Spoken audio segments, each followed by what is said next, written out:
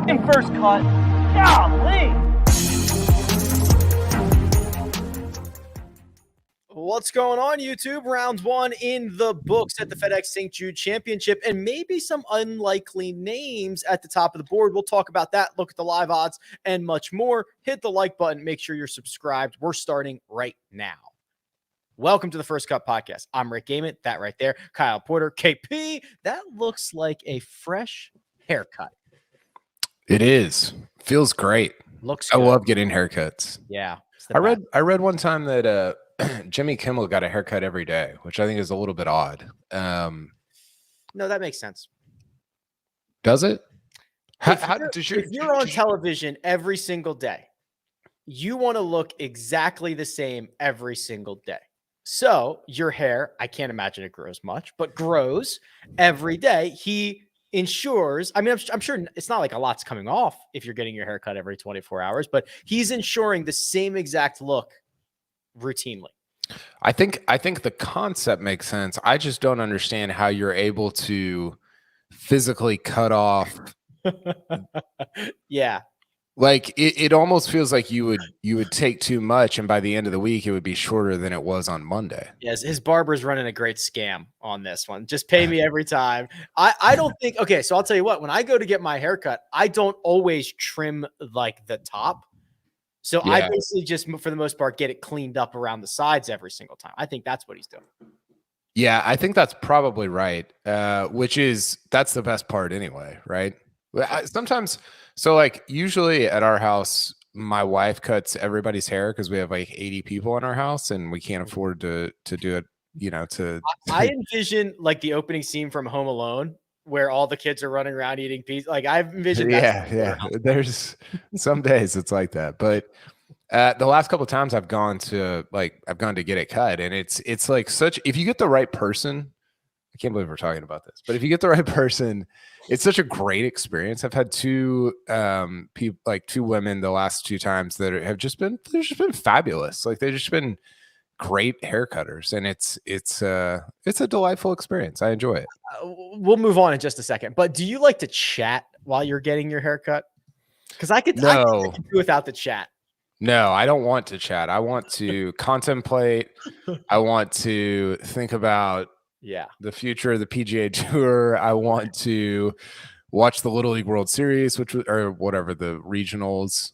Yeah. And so you got to give the early. I didn't do this the first time. I actually initiated the first time. It was just downhill. But the second time, she initiated, and I kind of you can answer and like still shut it down a little bit if the person has social cues, and she did, and we chatted at the end. It was like the perfect amount of chatting, because you don't, like, you're in the chair for 30 minutes. You don't want to chat. You don't want to talk the whole time, right? I talk all day long. I don't need to talk in the chair. Totally. And then I got into like, she's like, "What do you do?" And I was like, "Oh, here, this is not going to go well." Like, because everybody has their like little golf take. But we chatted the right amount, because like at the end it was cordial. It wasn't like we hadn't talked for 30 minutes, but we didn't have to talk for the entire time. All right, good to hear. Yeah, I don't like talking. TPC Southwinds. In fact, golf was played today, not just haircuts.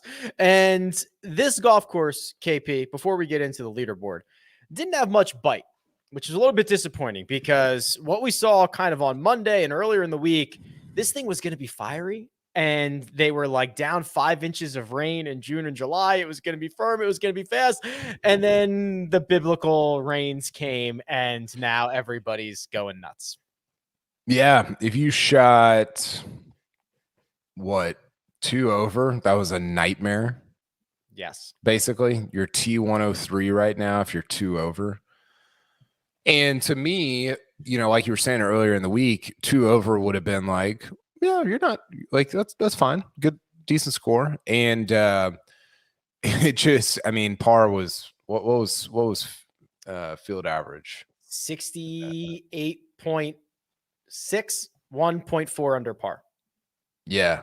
Which is, man, that's pretty low. And it's not unusual for a TPC course, right? we see this at a lot of TPC Craig Ranch. We see it at a bunch of different places that the tour goes to. Summerlin gets scorched every year.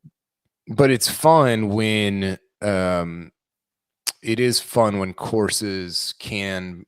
It looks really lush, by the way, and maybe it's just the kind of jarring nature of going from watching the Women's Open last week, watching like 2 or 3 weeks of men's golf in Scotland and that sort of area. But it looks just, and I don't know, maybe it was the rain, but it looks really lush. And then you throw on top of that they're playing preferred lies, and it's just a boat race. 2 rounds of 62. Siwoo Kim, JJ Spawn. JJ Spawn has not played particularly well leading into this week. That was a bogey-free 62 from him. And then Siwoo, withdrew on Sunday last week and capped his Thursday by holing out from 168 yards for eagle on 18 to shoot his 62.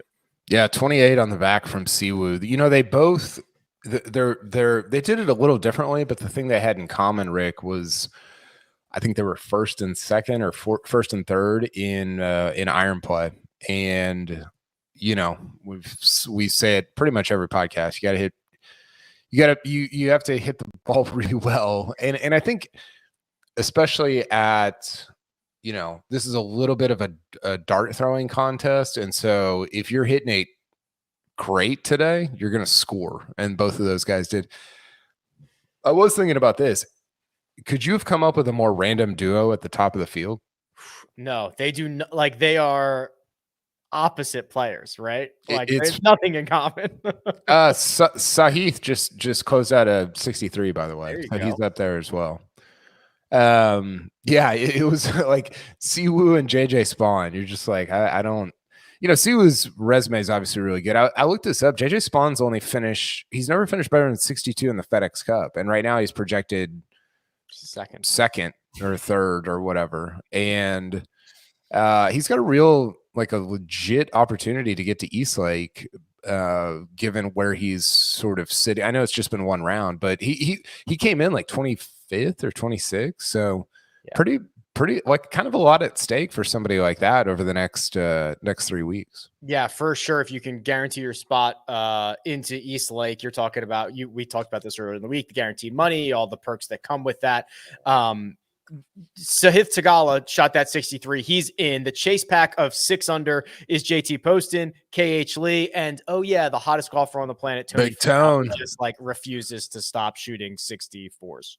He's I saw, I was writing about it, the scoring average over his last 10 rounds, like 65.5 or just something just absolutely stupid. Which 64 is barely under that, which is just kind of tells you about how he's been playing. I said this on one of our shows this week. I think it was a Tuesday preview. I think Tony might win the FedEx Cup.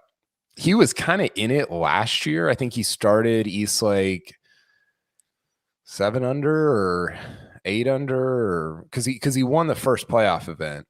Yeah, he just went backwards, right? He ended, I don't know what he ended up finishing, but he did not have a good tour championship if I'm remembering this correctly. Yeah, that's right. I think he finished in the top 10, but man, it is difficult to envision, at least right now, a tour championship that doesn't include Tony Finau battling for $18 million on Sunday afternoon. Now, that's a long way from now, but he's just playing so extraordinarily well. Some of his numbers on Thursday, Rick, he didn't really hit driver that well. He didn't have a ton of distance off the tee. He was doing it kind of like JJ Spawn and Siwoo did it with his iron play. And I don't know if this is just a course where he can't kind of let it go a little bit off the tee. I presume that's sort of the case, but he's been really impressive, really locked in. I saw some of his quotes just now. He's talking about how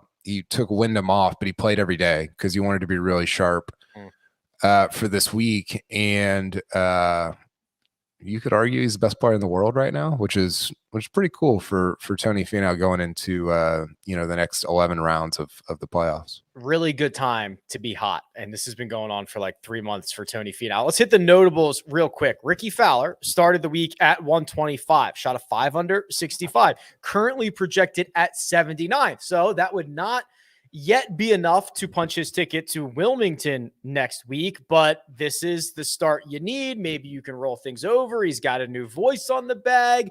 Any hope for Ricky staying power, or is this a flash in the pan? I think there's some hope.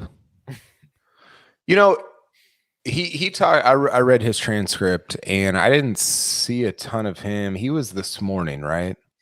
Yeah, so he was gained 3 strokes from tee to green. His approach play was strong, putted well, drove it well. It was a well-rounded statistical day for him. Yeah, it was. I wonder, not having Scoveron on the bag is weird. And he talked about how he didn't use the word weird, but he just kind of said like, listen, I still heard him in my head because I've been listening to him for the last 12 years. Right. And that there's something about that. And I don't know if that makes you, I don't know if that's what like made him play better, was a fresh start or whatever. But, he talked about, somebody asked him, what's the one thing that if you had to pinpoint one thing, he's like, I'm just not putting well. And he's like, I'm hitting it pretty well off the tee. That was evident on Thursdays, second in the field in strokes gained off the tee. But I don't know that I'm like, I actually think Fowler can kind of stay in the mix and stay in contention. I don't know that he has enough confidence to win a golf tournament with he said he's used 5 different putters this year. I would have guessed more, quite honestly. Every time I see him, he's got a new putter in hand, which is disconcerting. I haven't used 5 putters in the last like 5 years, and I'm switching putters. This guy shouldn't be. This has to be his best round of the year, right? I don't have it in front of me. Maybe you do, but 65 has to be he probably did something better than that at CJ Cup, maybe 64 there. Yeah, like he was scorching for the first couple of days at CJ Cup, but I don't know what, like the strokes gained numbers were if you want to compare those, but I'm not sure. Some of the other notables. He shot 63 in the third round at CJ. Yeah. But other than that,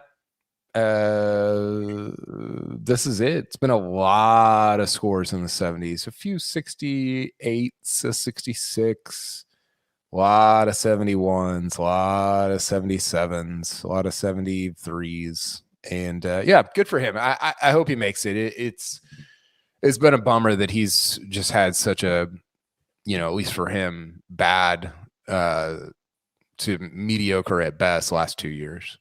Still a little bit of work to do for Ricky to get into the BMW Championship. A couple of the bigger names are inverted on this leaderboard. You got to scroll pretty far to find them. Let's talk about not only the number 1 golfer in the world, but the number 1 guy in the FedEx Cup standings. That's Scotty Scheffler, a 1 over 71, which featured bogeys on 12 and 13, a double on 14, and KP. He also tried to exact some revenge on Cam Smith by intentionally dragging his feet through his putting line. I don't know. Is that how you saw it? It wasn't that malicious. I think it was. Yeah. So this video kept going around. I was working on a couple things this morning and hopped on Twitter, and this video, people are like losing their minds. Yeah. And I'm watching it and I'm like, am I an idiot? Like, am I missing something?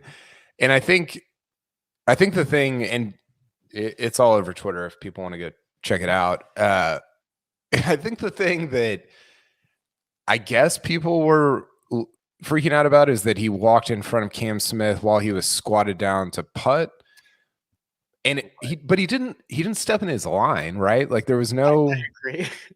No. And I think so Cam Smith's marker. It's Cam Smith's marker. Then where Scotty walks, then where Cam is squatting. So it's not like he actually walked in his line; he just walked in front of him. Which is, it's not like the like the greatest etiquette in the world, but also he was so mad at the time that I honestly like if you told me Scotty Scheffler never even saw Cam Smith standing there, I would believe it, because I think he was just seeing red. Like I think he was just so pissed about losing. What did he lose? 5 strokes, 4 strokes, 4.5 strokes putting. Yeah, so bad. That I like legitimately think he didn't even, and honestly, like the video wouldn't be a thing if Cam Smith didn't look up the way he did. It's such a great reaction. It is, like, and it's it's very memeable, and like it's funny or whatever. But I don't know that Scheffler is like that could happen on a golf course, I guess, with a top guy. I don't know that Scheffler is your guy there. Like, I don't know if he's the one that's going to make that happen in the first round of the first playoff event with somebody that's the number 2 player in the world. That just seemed, I don't know. It seemed a little bit overblown for what it actually was. Scotty lost 4.5 strokes putting, his second consecutive round in which he has lost more than 4 strokes putting. It is his worst putting performance as a professional. The only round I have documented worse for him also came at TPC Southwind, but it was in 2014 when he was an amateur, Kyle. So a little bit of sour putting recently for Scotty, and a place that has kind of given him fits at sometimes in the past. Does any of this make you like, where do you stand on him winning the FedEx Cup? He's so far out in front. Right? Well, but it doesn't matter though. He's only going to start with a 2-shot lead. He could be 1,000,000 points up. He's only going to start with a 2-shot lead if he's I know, but right. What I'm saying is, like, he has unless he just completely falls apart the next 2 weeks, he's like, that's sort of my point, is he's going to start with a 2-shot lead, and I don't think he'll win the FedEx Cup. Okay. Just because of the way he's putting, or what? Well, this is a longer, I mean, so yes, basically. So when you start getting to this point in the season with a lot of the top guys, you have to start splitting hairs. And when some of them are scorching hot, playing at the top of their game, have absolutely no flaws, and one guy is very much not putting as well as he has been this has been going on for 6 or 8 weeks now. And if you don't, this 3-week stretch is a lot of momentum. And if you don't have it, that 2-shot lead will disintegrate immediately. And then it's just wide open for the best players in the world. Yeah. I think what's really interesting about this, so you look at his last, let's see, 1, 2, 3, 5, 6, 7, 8 starts dating back to the Byron Nelson. He's been negative strokes gained putting in 6 of them. And I think what intrigues me about that, Rick, is when at the start of the year, he wins Phoenix, he wins Bay Hill, he wins the Masters, obviously, all these events, and everybody is like, dude, Scotty he's become an amazing player. But if you look at the numbers, his tee to green stuff was pretty much the same as 2021, right? And he simply was like, couldn't miss from February to May. Right. Like, he just made everything. And I think, and if you look at it now, the tee to green stuff, pretty much the same as it was at the beginning of the year, as it was for most of 2021, but he's lost strokes putting in 6 of his last 8. And I think that's, I think that's instructive when we think about, like, these top guys. They just, for the most part, sit at a tee to green baseline. Like, they just have a higher tee to green baseline than the guys that are not the top guys. And when they have those weeks or those months or whatever where they putt the lights out, that's what makes them the stars. Is everybody has these like hot months putting, but when your baseline from tee to green is half a stroke gained, you're A, not going to win, and B, because of that, not going to become a star. So I think he's kind of on that like down wave, not as a player, but just with the putter. And it means he's going to finish T13 and T21 instead of winning golf tournaments. There's a couple other notables I want to talk about, but I'll loop them into a larger conversation with the live odds. We'll hit those, but first we're going to take a quick break and hear a word from our partners. And we're back. Our friends over at Caesars Sportsbook have the updated live odds. Tony Finau, the favorite. 7-1. Siwoo Kim, 12-1, along with Sam Burns. Patrick Cantlay, who's finishing strong, 5 under par with 1 to go, is 16-1. We talked about Sahith Theegala. He's 18. And if you scroll a little bit further, you can find John Rahm at 22-1 KP. That's essentially where he was to open the week. He made a couple of birdies coming in and got in at 3 under 67. But it was a pretty slow round for him otherwise. Yeah, it was weird. It was I had him on for most of the afternoon, bogey free, right? I don't think he made a bogey, but he didn't really. It was just a very. I mean, I think it speaks to the course, right? Where you said par was what, 68? Yeah, a little bit higher, 68.6, I think. So it was like he shot even par. It was like he parred every hole, right? Is sort of what it felt like as you watched him, and I think his score, sort of, based on what the field average was, kind of indicates that. So. Man, Rahm, I was looking at his numbers this morning. He's been not very good on approach shots.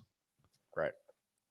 Like almost a historically great driving year and not getting anything out of it, which has to be frustrating, right? Like he's just not hitting his approach. I mean, I think I said this on HQ. Do what? I think he is frustrated. I think it is frustrating. For sure. But I said this on HQ this morning. I'm pretty sure I predicted that he would win 4 or 5 times on the first cut, like back in January, because I was getting frustrated because I was like, you guys don't understand the level that he is playing at right now. And he lost Tournament of Champions to Cam Smith, but he was just playing at an unreal level from tee to green. And that just, it hasn't been the case. And maybe he finds it this week in Memphis, but I don't love him at 22-1 right now.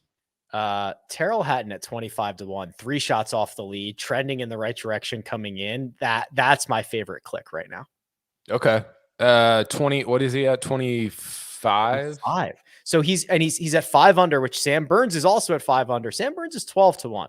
Is Sam Burns from this position twice as likely to win as Terrell Hatton is? Maybe he is, but that's the implication that Caesars is making.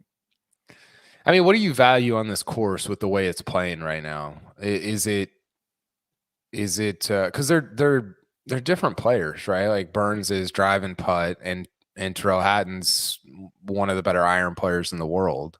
Right. Do you value one over the other based on the way the golf course is playing? I don't value putting as much. And I just love, Hatton's been way better coming in. Even though I don't know that I would make this argument. I think you could make the argument that it's a little bit of a putting contest. Today was. Okay.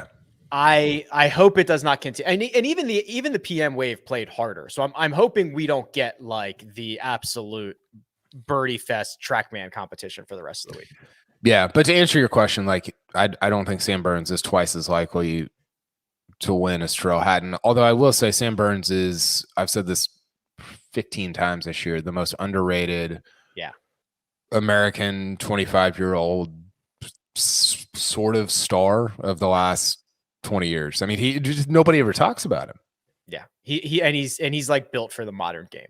I do love it, but he's one of the, I didn't look this up. I don't know who the others were, but he's been in the top 10 going into the in the FedEx Cup going into the playoffs each of the last 2 years. And I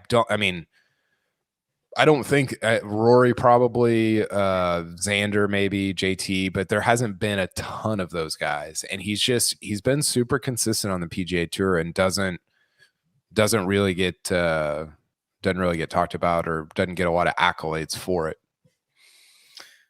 Well, if he wins this one, that'll help. 12-1 if you want to click his name right now. Okay.